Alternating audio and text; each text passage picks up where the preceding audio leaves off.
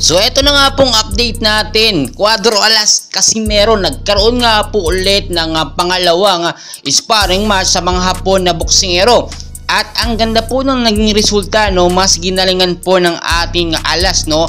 At angas ng pingas nga na si Cuadro Alas, dahil kung makikita po ninyo ay gusto niya talaga makuha yung atensyon nga po ni Naoya Inoue, no, halimo ng Japan, na maging top doon sa priority na lalabanan po ngayong 2023 or kung aabutin naman sa 2024. Dahil kung makikita po ninyo, marami nagsasabi sa atin, no, na hindi na daw mababago ang desisyon ni Naoya Inoue. Sa top rank na gusto niyang makalaban ay si Marlon Tapales, no? Kahit daw sinong dami ng mga fans yan, kahit daw demand ng mga fans na si Casimero laban, hindi na daw po magbabago kasi mas mataas nga naman ang rank ni Marlon Tapales, no? At mas bigatin kung ikukumpara kay Cuadro Alas. Pero alam nyo naman, talaga yung pagbibigay ng atensyon or pagpapansin po, no, itong si Cuadro Alas sa social media ay talagang matindi na, no? Puro Hapon ang ganyang gustong makalaban sa sparring at pinapatunayan niya talaga na hindi siya kayang talunin ng mga Hapon na boksingero. So ano pong impact nito? Dito nga po sa halimo ng Japan na si Naoya Inoue. Ibig sabihin nito, syempre nakarating niya sa kampo niya, no? Pinag-uusapan po yan as of now.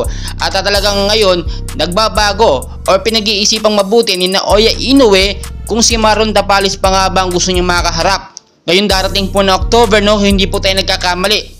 Dahil nga po sa ginagawang sparring match nitong si Cuadro Alas, no, ay nakuha niya talaga mabuti ang atensyon po ni Naoya Inoue at ang mga boxing promoter, no. At marami din nagsasabi lahat naman ng gusto ni Inoue ay ginawa na ni Cuadro Alas. Nagpa-drug test na nga siya nung nakaraan at talaga nakita naman natin kahit papiloso po yung tanong, no, ni Inoue na magpa-drug test, ginawa ito ni Cuadro Alas para lamang patunayan or talaga makuha yung atensyon ni Inoue na labanan siya. So kapag ito'y nakarating talagang mabuti, no, dito nga po kay Bob Arum, which is may hawak dito kay Naoya Inoue, ay talagang magyayari nito, ikakasa po ito, no, right away po dito nga po sa nalalapit na buwan ng Oktubre. So kung hindi man maging Oktubre, for sure yan Disyembre o hanggang sa 2024 sa Enero, no.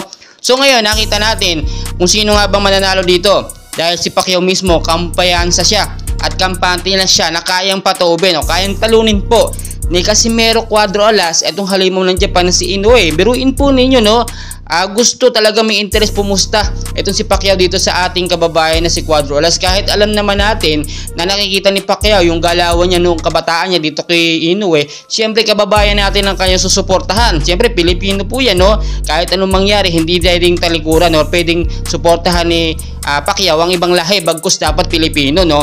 So hintayin po natin yung napakatinding updates, no. Ngayon darating na October 14, may nakaantabang laban nga po itong si Inoue at si Cuadro Alas. So kung magbago man ito, konting adjustment lang ito sa oras. So patuloy ko kayo i-update and please huwag nyo kalimutan mag-like and subscribe for more boxing events sa Pilipinas.